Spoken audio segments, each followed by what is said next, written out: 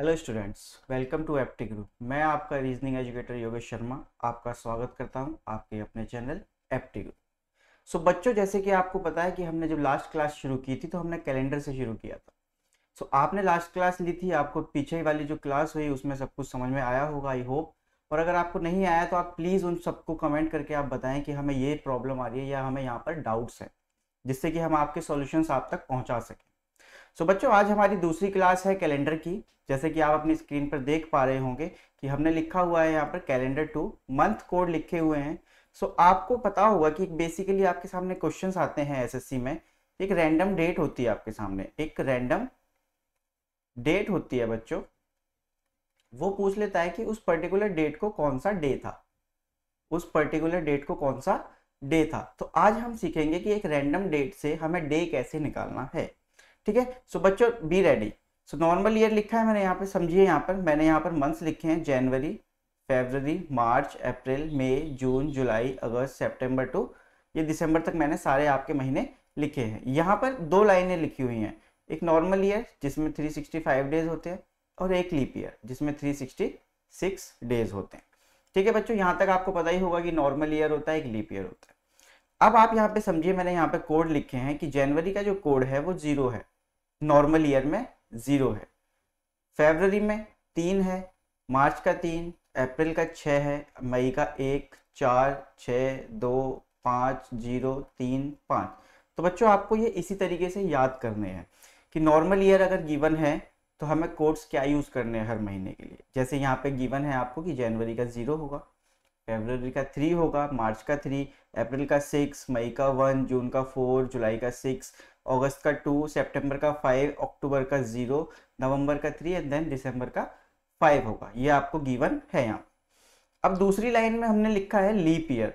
सो ऐसा क्या है जो लीप ईयर में हमने दोबारा से देखो कोड्स चेंज कर दिए थोड़े से, जनवरी का 6 कर दिया और फरवरी का 2 कर दिया, और बाकी आप ध्यान से देखोगे बच्चों तो सब सेम है, बाकी सब सेम है। अगर आप ध्यान से देखोगे तो यहाँ पे भी 3 था मार्च में, यहाँ पर भी 3 है, यहाँ पर दिसंबर में 5 था, यहाँ इसमें भी दिसंबर में 5 है, यहाँ जुलाई में 6 था, यहाँ भी जुलाई में 6 है। बस आपको क्या करना है, शुरू के दो कोड्स को चेंज कर देना है, 0 3 की जगह पे आप यूज कर लेंगे 6 2।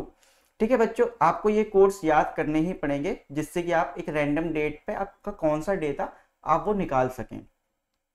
ठीक है बच्चों, इसको एक बार नोट डाउन कर लेना, इसको प्लीज लर्न कर लेना, क्योंकि ये आपके क्वेश्चंस बहुत ज़्यादा बनते हैं और कभी कभी ऐसा होता है कि एक दो क्वेश्चन आपको मिल जाए अगर, तो आपको टाइम ना लगे। ठीक है। सो आगे बढ़ते हैं। आपने भी पढ़ा मंथ कोड, अब आपका अगला है सेंचुरी कोड। सेंचुरी कोड मतलब सेंचुरी।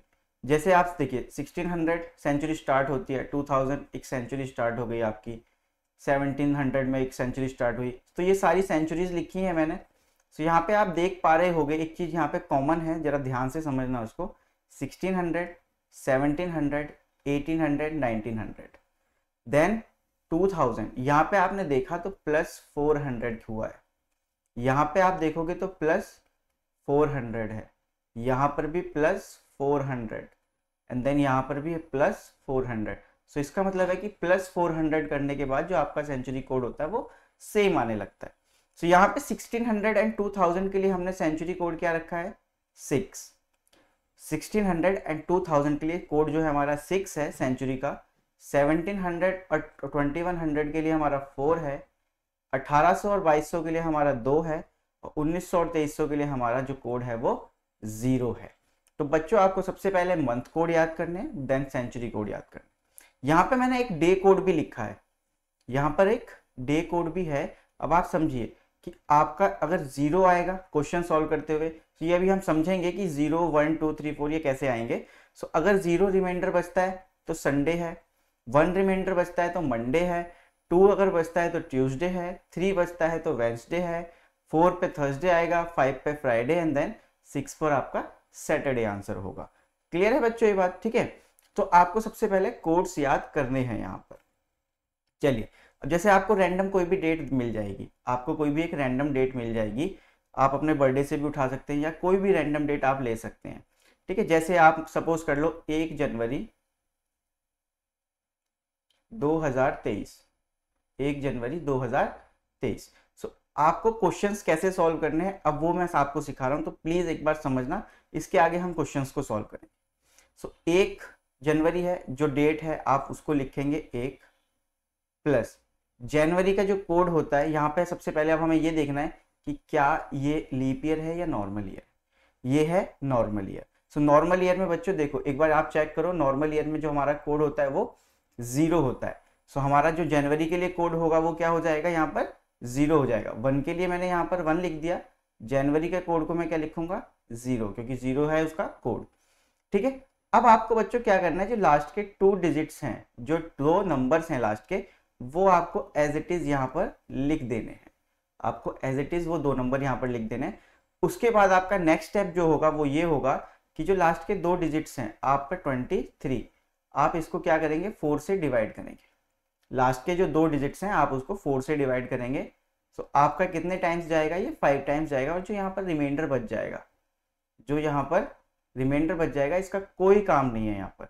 बस आपको क्या लेना है कि कितनी बार ये डिविजिबल है, कितनी बार ये डिविजिबल है। यहाँ पर रिमाइंडर जितना बचता है आप उसको वहीं पर छोड़ देंगे। बस आपको ये देखना है कि यहाँ पे क्या वैल्यू आई है। सो वही वैल्यू आप यहाँ पर भी लिख देंगे। सो यहाँ पे कितना आ जाएगा आपका 5। ठीक है, अब अगला आपको क्या करना है, सेंचुरी का कोड लिखना है। पूरी की पूरी सेंचुरी का आपको क्या लिखना है कोड। सो 2000 की बात है तो 2000 का जो कोड होगा वो 6 होगा। सो उसका कोड क्या होगा 6। सो अब यहाँ पर आप प्लस करेंगे 23 + 1 24, 30 एंड देन 35। अगर आप 35 आपका ये जो टोटल सम आया है, जो आपका सम 35 आया है, अब इस सम का क्या करेंगे आप, इस सम को 35 को 7 से डिवाइड कर देंगे। तो 7 से जब आप डिवाइड करेंगे तो आपका जो रिमाइंडर आएगा वो 0 आएगा। जो आपका रिमाइंडर आएगा वो 0 आएगा। और अगर रिमाइंडर 0 आ रहा है तो 0 किसके लिए कोड है, संडे के लिए। तो बच्चों आप अपना कैलेंडर चेक कर सकते हैं कि 1 जनवरी 2023 को संडे था। ठीक है, सो यहाँ पे जो मैंने कोड्स गिवन है ये 0, 1, 2, 3, 4, 5 एंड 6, ये हमारे रिमाइंडर के ऊपर रहेंगे कि जितना रिमाइंडर बचेगा उस हिसाब से हमारा आंसर हो जाएगा। जैसे यहाँ पे 0 रिमाइंडर बचा तो मेरा आंसर क्या हो गया यहाँ पर संडे। ठीक है बच्चों, आई होप कि आपको सब कुछ अच्छे से समझ में आया होगा अभी तक जो मैंने बताया आपको। तो हम आगे क्वेश्चन की तरफ चलते हैं। सो हमारा अगला क्वेश्चन है 15 अगस्त 1947 को कौन सा डे था। सो ये तो बहुत सारे बच्चों को पता होगा, आपका इतिहास भी है। 15 अगस्त को हमारा देश जो है वो आज़ाद हुआ था। ठीक है, तो हम इंडिपेंडेंस डे के तौर पे भी इसको मनाते हैं। सो आपको पता होगा कि जो 15 अगस्त है हमारा वो इंडिपेंडेंस डे भी होता है, इंडिपेंडेंस डे होता है। ठीक है, सो आपको पता होना चाहिए कि इंडिपेंडेंस डे कौन से डे होता है। तो डे भी हम आज निकाल लेंगे यहाँ पर। सो सपोज कीजिए यहाँ पर 15 अगस्त आपको गिवन है। सबसे पहले आप क्या करेंगे बच्चों, 15 को लिखेंगे 15, अगस्त का कोड लिखेंगे आप सबसे पहले, उसके बाद अगस्त का कोड होता है 2। देन आपको क्या करना है 47, लास्ट की दो डिजिट्स हैं वो आपको लिखनी है। देन प्लस क्या करना है आपको, 47 को आप 4 से डिवाइड करेंगे। 47 को आप 4 से डिवाइड करेंगे। यहाँ पे समझना कि 47 को आपने 4 से डिवाइड किया तो 1 टाइम्स जाएगा, 4 आ जाएगा। फिर आप 7 को कंटिन्यू करेंगे, यहाँ पे फिर से 1 आ जाएगा, आपका रिमाइंडर 3 बच जाएगा। लेकिन मुझे रिमाइंडर से कोई मतलब नहीं है यहाँ पर, मुझे सिर्फ और सिर्फ इससे मतलब है कि यहाँ पर क्या वैल्यू आई है। सो यहाँ पर जो वैल्यू आई है वो 11 आई है। तो मैं यहाँ पर क्या लिख लूँगा 11 प्लस 1900 जो सेंचुरी है उसका कोड कितना रहता है बच्चों। देखो पीछे आपको मैं एक बार ले जाता हूँ, फिर उसके बाद हम पीछे नहीं जाएंगे। सो 1900 का जो कोड होता है वो 0 होता है। सो यहाँ पर हम क्या लिख देंगे अब, कोड की जगह पर 0। सो अब आप इन सबको सम करो तो 15 + 2 17, 17 + 47 + 11। सो आप इसको करेंगे 14 एंड देन 1 15, 1 कैरी हो जाएगा, 1 1 2 6 एंड देन 7। सो आपका कितना आ गया सम करके 75। अब आपका नेक्स्ट स्टेप क्या होता है बच्चों, 75 को आप क्या करोगे 7 से डिवाइड कर दो। तो 7 × 1 = 7 एंड देन यहाँ पर कितना बच गया आपका रिमाइंडर 5 बच गया। आपका जो रिमाइंडर है वो 5 बच गया। यहाँ पे 0 आ जाएगा बट आपका जो रिमाइंडर है वो 5 बचा ही रहेगा। सो आप बताएंगे यहाँ पर कि 5 जो है वो किसके लिए कोडेड था बच्चों। जैसे कि हमने पीछे पढ़ा, हमने जब डे कोड पढ़े तो वहाँ पे हमने पढ़ा कि जो 5 है वो फ्राइडे के लिए होता है। जो 5 है वो फ्राइडे के लिए होता है। तो इसका मतलब है कि जो 15 अगस्त 1947 था उस दिन हमारा फ्राइडे था, उस दिन हमारा फ्राइडे था बच्चों। क्लियर? चलिए नेक्स्ट क्वेश्चन पे बढ़ते हैं हम यहाँ से। चलिए अगला क्वेश्चन है आपका 7 सितंबर 2000। 7 सितंबर 2000, तो आप इसको कैसे सॉल्व करेंगे? यहाँ पर आप 7 लिखेंगे, सबसे पहले डेट आप मेंशन कर लेंगे, फिर मंथ का कोड। सितंबर का जो हमारा कोड होता है वो 5 होता है, सितंबर का कोड 5 होता है। लास्ट की 2 डिजिट्स 0 है, सो 0 लिख देंगे। अगर मैं 0 को 4 से डिवाइड भी करूंगा तब भी मुझे 0 ही मिलने वाला है, सो अगेन 0। एंड देन 2000 के लिए कोड क्या होता है बच्चों? 2000 के लिए कोड क्या होता है? तो हमने अभी यहाँ पे सीखा था 1600, 1700, 1800, 1900, फिर देन 2000। सो कितना था हमारा 2000 के लिए कोड? 6 होता है। आप एक बार चेक कर सकते हैं, तो जो 2000 के लिए हमें कोड मिला वो 6 होता है। ठीक है, सो बच्चों यहाँ पे आप क्या कर देंगे? +6 भी कर देंगे। सो आप यहाँ पे क्या करेंगे? प्लस कर देंगे, 7 + 5 12, 12 और 6 18। सो आप 18 को जब डिवाइड करेंगे 7 से तो 2 टाइम्स चला जाएगा, बट यहाँ पर रिमाइंडर कितना बच गया? 4। सो आपका जो आंसर आएगा वो आपके रिमाइंडर के बेस पे आएगा, है ना। सो आपको पता है कि 4 किसके लिए कोड होता है? थर्सडे के लिए। जो 4 है वो थर्सडे को रिप्रेजेंट कर रहा है। अगर 4 रिमाइंडर बचा है तो वो हमारे थर्सडे को रिप्रेजेंट कर रहा है बच्चों। क्लियर है ना यहाँ पे? ठीक है, ये क्वेश्चन को एक बार मैं दोबारा से आपको बता देता हूँ कि यहाँ पे किसी बच्चे को डाउट हो सकता है कि ये 0 0 कैसे लिया है। सो इसको समझना आप एक बार दोबारा से हम करते हैं इसको। चलिए सबसे पहले हमें 7 डेट गिवन है, तो हम क्या करेंगे? 7 को लिख देंगे, प्लस सितंबर का कोड 5 होता है, हम 5 लिख लेंगे। देन उसके बाद हमने एक चीज सीखी कि लास्ट की जो 2 डिजिट्स हैं, लास्ट की जो 2 डिजिट्स हैं उसको हमें यहाँ पे लिखना है। तो उसका आंसर क्या लिख देंगे? हम 0 लिख देंगे। अब आप सपोज कीजिए 0 है, अगर हम 0 को 4 से डिवाइड भी करें तब भी हमें 0 मिलने वाला है। तो इसका मतलब है कि अगेन एक बार और 0, जो हम एक बार तो हमने लास्ट की 2 डिजिट्स लिख दी पूरी, तो एक बार हमने डिवाइड बाय 4 करने के बाद जो हमें मिलता है वो हम करते हैं। ठीक है, तो वो वाला 0 आ गया। और फिर हमें जो 6 का जो है कोड है 6, हमारा 2000 का कोड जो है वो 6 होता है। ठीक है, तो हमने क्या किया? यहाँ पे प्लस किया, प्लस करके 18 आया। फिर 18 को जो हम करते हैं डिवाइड करते हैं, 18 को डिवाइड किया हमने 7 से, सो हमारा जो रिमाइंडर बचा वो 4 बचा। सो आपको पता है कि 0 अगर आएगा तो संडे के लिए आएगा, 1 आएगा तो मंडे के लिए, 2 ट्यूसडे के लिए, ठीक है, 3 जो है वो वेडनेसडे के लिए। तो ये हमारे पास आया है 4, तो 4 किसके लिए होगा बच्चों? थर्सडे के लिए। 4 जो होगा वो थर्सडे के लिए होगा। ठीक है, सो अगले क्वेश्चन की तरफ हम बढ़ते हैं। चलिए 6 अप्रैल 1997, तो कोई भी रैंडम डेट्स हमने उठाई हैं यहाँ पर। ठीक है, सो यहाँ पर 6 अप्रैल 1997 की बात हुई है। तो सबसे पहले हम क्या करेंगे बच्चों? क्वेश्चन को समझते हुए चलना, और अगर समझ में ना आए तो आप प्लीज कमेंट करना, कि जिससे कि हम आपके अगली क्लास में डाउट्स ले सकें। ठीक है, सो 6 अप्रैल है, सो हमने यहाँ पे 6, सबसे पहले 6 लिख देंगे। अप्रैल का कोड कितना होता है? 6 होता है। ठीक है, सो कोड हमने 6 लिख दिया। लास्ट की जो 2 डिजिट्स हैं वो 97 है, तो हमने क्या किया? यहाँ पर 97 को लिख दिया। अगला स्टेप हमारा होता है 97 को 4 से डिवाइड करना। जब मैंने 4 से डिवाइड करना शुरू किया तो ये मेरे पास क्या बचेगा बच्चों? ये सो मेरे पास क्या आया? 24, कि 24 टाइम्स जो है ये प्रॉपरली डिविजिबल है। मुझे वो नंबर लिखना है जो प्रॉपरली डिविजिबल है, कितने टाइम्स। सो 24 आया मेरे पास, जो 24 टाइम्स जो है वो प्रॉपरली डिविजिबल है वो 4 से। सो मैं यहाँ पे क्या करूँगा? 24 लिख दूँगा।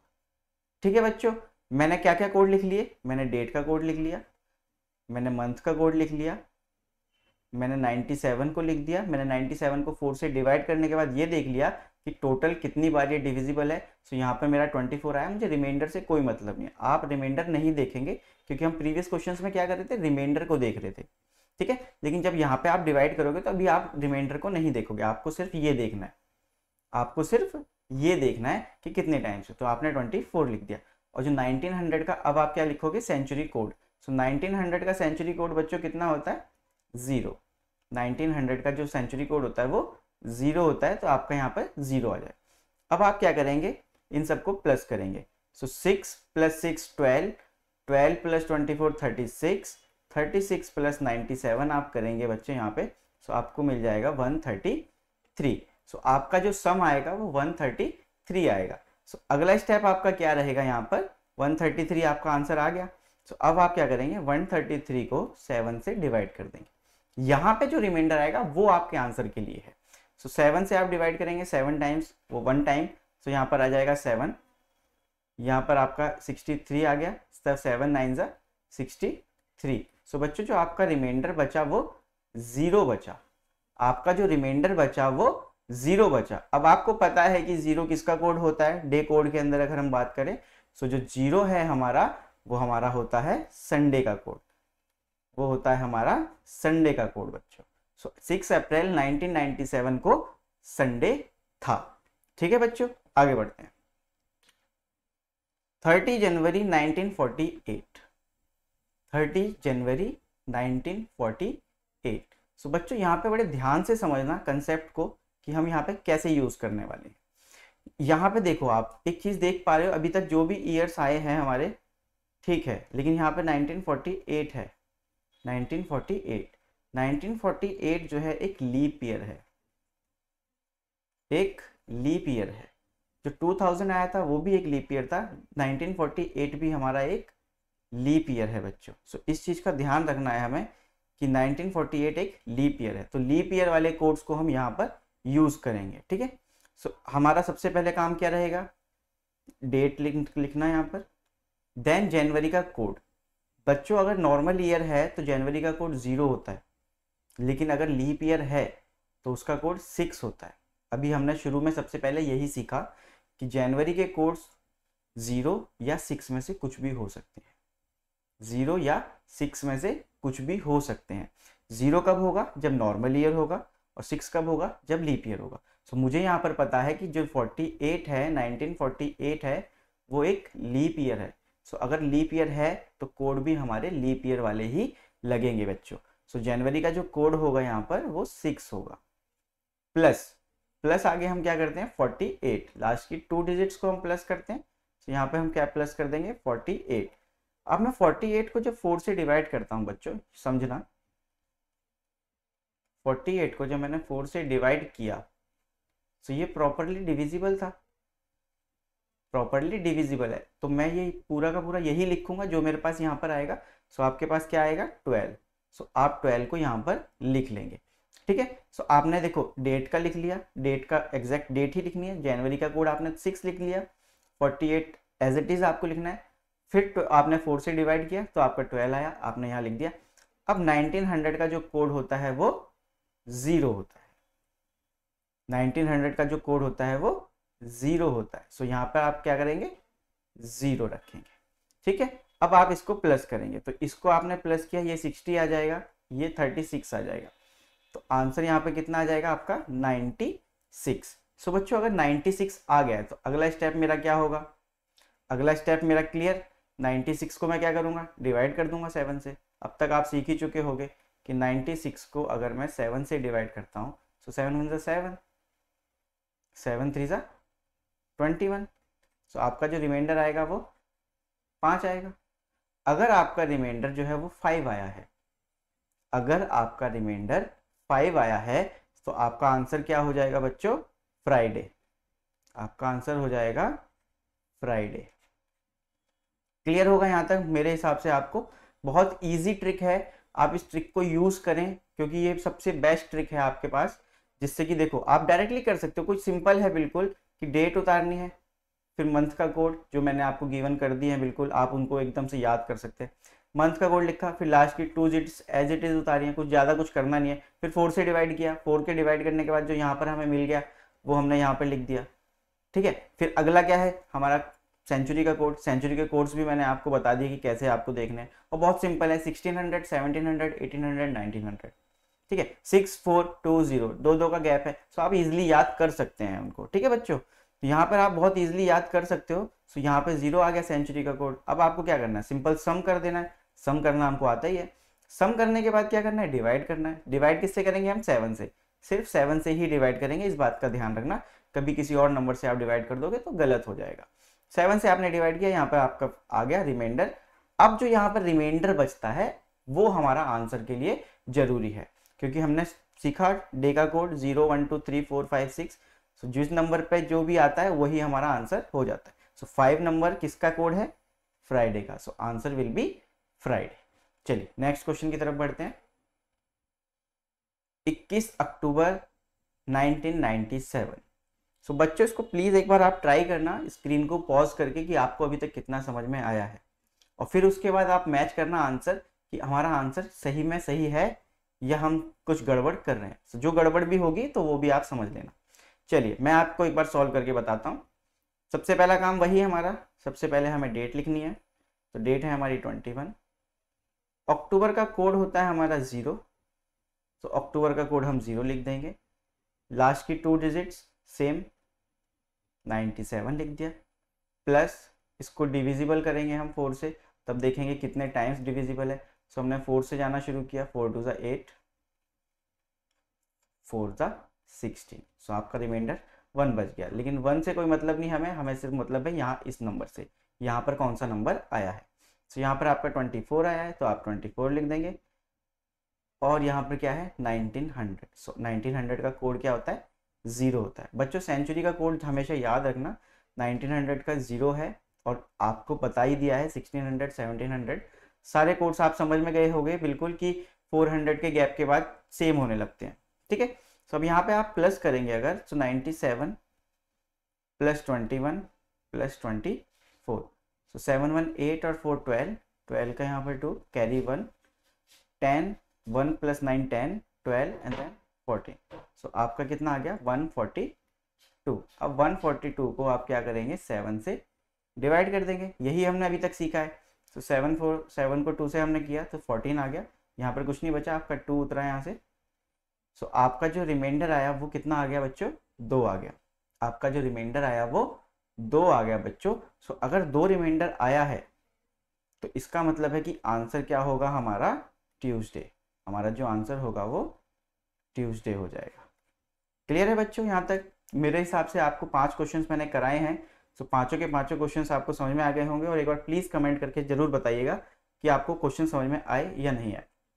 चलिए अब हम आगे बढ़ते हैं, एक नया कंसेप्ट सीखते हैं।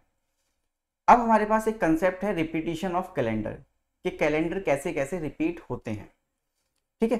कैलेंडर कितने साल बाद रिपीट होगा या कितने दिनों बाद रिपीट हो जाएगा, क्या सेम कैलेंडर आएगा या नहीं आएगा रिपीट होके।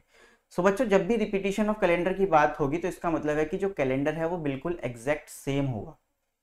जो 1 तारीख इस महीने में पड़ी है इस साल की, उस वही जो सेम तारीख है उस साल में, ये नेक्स्ट ईयर जो भी हमारा जो रिपीट होगा वो सेम होगा कैलेंडर। मतलब कहने का ये है कि अगर आप इस कैलेंडर को इस साल यूज कर रहे हो तो कितने साल बाद आप इसी कैलेंडर को यूज कर सकते हो डेट्स के लिए। अब आप त्योहार के लिए मत बोलना क्योंकि त्योहार आपके आगे पीछे हो सकते हैं, लेकिन हाँ आप डेट्स के लिए एग्जैक्ट वही कैलेंडर यूज कर सकते हो। सो बच्चों इस कंसेप्ट को बड़े ध्यान से समझना कि इसमें भी 2 बात हैं कि नॉर्मल ईयर, सबसे पहले normal year and then leap year. तो सबसे पहले हम समझते हैं बच्चों लीप ईयर के लिए। लीप ईयर जैसे आपको पता ही है कि जैसे आपका लीप ईयर होता है 2024, 2028, 2032, ये आपके क्या होते हैं लीप ईयर होते हैं। आपको पता है कि डिवाइड करें अगर हम 4 से, अगर हमने 4 से डिवाइड किया है तो डिवाइड होना चाहिए कंप्लीटली, लास्ट की 2 डिजिट्स, रिमाइंडर नहीं बचना चाहिए। सो अगर रिमाइंडर नहीं बचता तो आपका लीप ईयर है। सो आपको पता है कि लीप ईयर कैसे फाइंड करते हैं। सो अगर आपको पूछे कोई किसी लीप ईयर से किसी लीप ईयर के लिए कि लीप ईयर वाला जो कैलेंडर है वो कब रिपीट होगा, सो बच्चों हमेशा याद रखना जब लीप ईयर की बात आएगी तो हमेशा +28 कर दोगे तो वो कैलेंडर जो है वो रिपीट होगा। लेकिन यहाँ पर एक शर्त है, बच्चों अगर लीप ईयर में आपने 28 प्लस किया है, लीप ईयर में अगर आपने 28 प्लस किया है तो जो आपका ईयर आएगा वो भी लीप ईयर होना चाहिए, तभी रिपीट होगा, अदरवाइज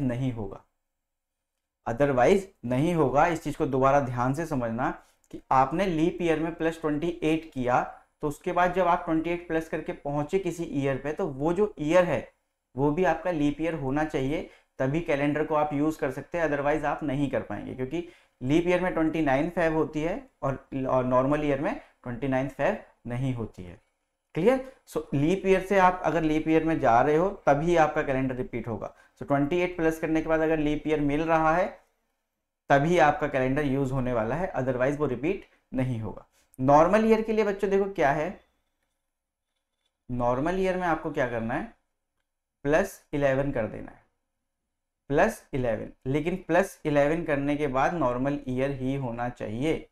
ये भी हमारे पास एक बाउंडेशन है कि नॉर्मल ईयर +11 करने के बाद नॉर्मल ईयर ही होना चाहिए, अदरवाइज वो आपका रिपीटिशन में नहीं आएगा, अदरवाइज वो आपका रिपीटिशन में नहीं आएगा बच्चों। सो देखो, जैसे अब मैं यहाँ पे आपको एक एग्जांपल दूं कि सपोज करो 2017 है, एक 2017 है, आप इसमें अगर +11 करोगे तो आपका आ जाएगा 2028, जो कि एक लीप ईयर है।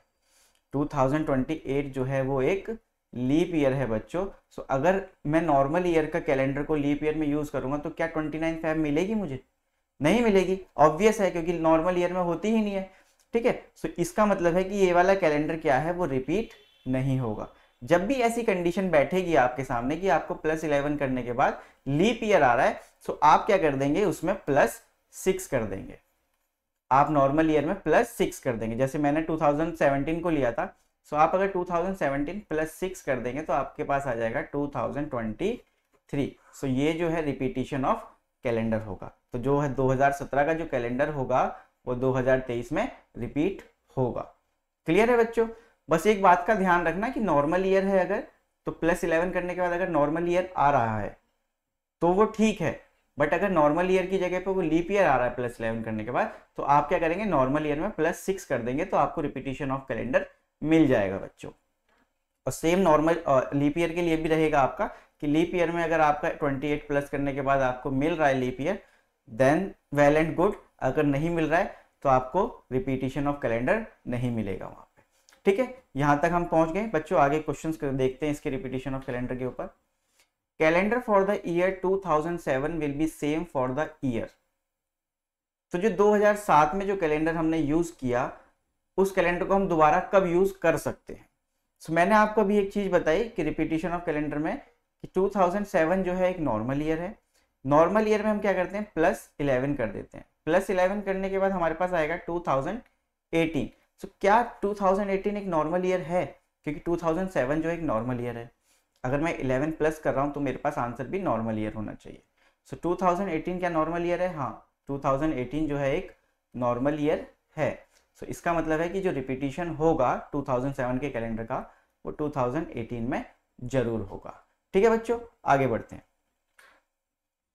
कैलेंडर 2018 का रिपीटिशन कब होगा? यहाँ पे मिसप्रिंट थोड़ा सा हो गया है, तो यहाँ पर रिपीट के लिए ही पूछ रहे हैं। ठीक है, सो रिपीटिशन इसका कब होगा? 2018 में अगर कोई कैलेंडर है तो उसका रिपीटिशन कब होगा?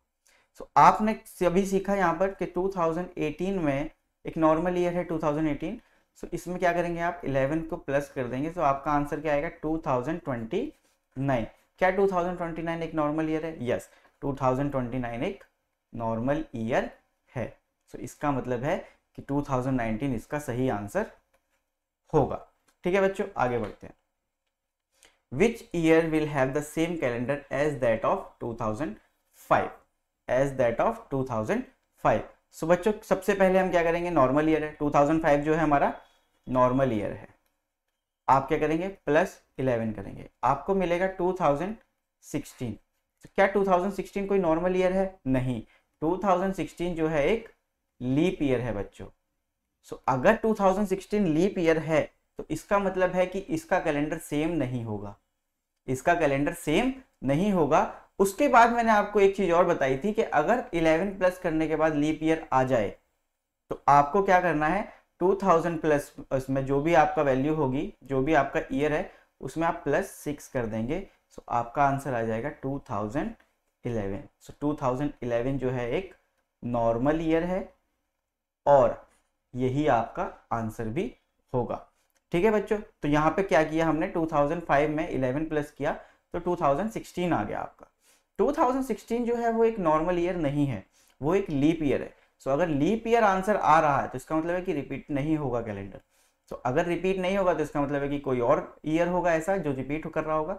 सो उस केस में क्या करेंगे आप, जब लीप ईयर आपका आंसर आ जाए तो उसके बाद आप जाएंगे वापस 2005 पे, या जो भी आपको गिवन होगा उसमें आप +6 कर देंगे और उसके बाद जो आंसर आएगा वो आपका आंसर होगा। ठीक है बच्चों, आगे बढ़ते हैं। Next question, which year will have the same calendar as that of 2005? Sorry बच्चों, ये क्वेश्चन सेम हो गया है। हाँ चलो नेक्स्ट क्वेश्चन कर लेते हैं, कोई बात नहीं, सेम हो गया क्वेश्चन, कोई दिक्कत की बात नहीं है। Which year will have the same calendar as that of 2024? 2024 की बात कर रहे हैं बच्चों, 2024 की बात कर रहे हैं। क्या ये नॉर्मल ईयर है? बिल्कुल भी नहीं, ये एक लीप ईयर है, ये एक लीप ईयर है। तो लीप ईयर का कंसेप्ट हमने क्या सीखा कि हम लीप ईयर में +28 करेंगे, तब हमारा आंसर क्या आएगा यहाँ पर, तो 2052 आएगा। तो क्या 2052 एक लीप ईयर है या नॉर्मल ईयर है? सबसे पहले हमें ये पता होना चाहिए। हमें पता है कि 2000, हमें जो लीप ईयर है वो ऐसे चेक करना है कि 4 1 4 प्रॉपरली डिविजिबल है, कोई रिमाइंडर नहीं बचा, इसका मतलब है कि ये लीप ईयर है।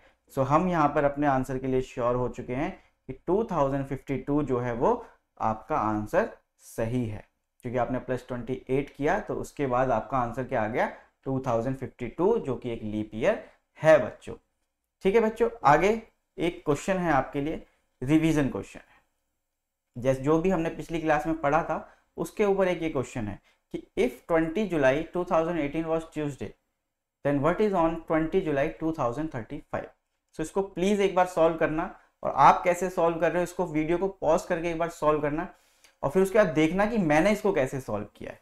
ठीक है बच्चों, तो ट्राई जरूर करना। सो बच्चों यहाँ पे आपको सबसे पहले ये चीज समझनी है कि 2035 and 2018 total number of years कितने हैं, 70। टोटल नंबर ऑफ ईयर्स कितने हैं, 17 ईयर्स। अब इसको एक एक ईयर लिखोगे तो बहुत टाइम लगने वाला है। सो आप क्या कर सकते हो, यहाँ पर नॉर्मल ईयर, यहाँ पर लीप ईयर। 2018 से जब आप चलोगे 2035 तक आप जाओगे, सो यहाँ पर लीप ईयर काउंट करो। सबसे पहले आएगा 2020, फिर 2024, फिर 2028, देन 2032। सो मतलब 4 लीप ईयर यहाँ पर आपको मिलने वाले हैं। कितने लीप ईयर, 4 लीप ईयर। 7 17 में से 4 अगर चले जाएंगे तो बाकी क्या बचेंगे, नॉर्मल ईयर। सो बाकी के जो ईयर्स बचेंगे वो 13 बचेंगे। अब आपको यहाँ पर एक चीज पता है कि नॉर्मल ईयर में क्या होता है, एक ऑड डे होता है, और लीप ईयर में कितने ऑड डेज होते हैं, 2 ऑड डेज होते हैं। यहाँ पर 13 आ गया, यहाँ पर 8 आ गया। सो टोटल कितने आपके ऑड डेज आ गए, 21। आपके टोटल ऑड डेज कितने आ गए बच्चों, 21 आ गए। अब हमारा नेक्स्ट स्टेप क्या होता है कि जो भी आपका आया है total number of odd days, उसको आप 7 से डिवाइड करते हैं। जब आपने 7 से डिवाइड किया तो आपके पास यहाँ पर रिमाइंडर क्या बचा, 0। सो अगर 0 रिमाइंडर बचा है तो इसका मतलब है कि सेम डे होगा। 0 अगर रिमाइंडर बचा है तो इसका मतलब है कि सेम डे होगा। अगर 1 रिमाइंडर आता है तो हम +1 कर देते हैं उस डे में। सो यहाँ पर हमारे पास क्या था, ट्यूसडे। अगर यहाँ पर हमारे पास ट्यूसडे था तो इसका मतलब है कि 20 जुलाई 2035 को भी क्या होगा बच्चों, ट्यूसडे। क्या होगा, ट्यूसडे। ठीक है, आई होप कि आपको ये समझ में आ गया होगा कि आपको ये इजीली कैसे करना है। सो बच्चों कमेंट करके जरूर बताना कि आपको क्लास कैसी लगी, और लाइक शेयर करते रहना। ठीक है, और अगली क्लास तक के लिए वेट करें, और अपना ध्यान रखें और कंसिस्टेंटली प्रिपेयर करते रहें। Thank you for watching.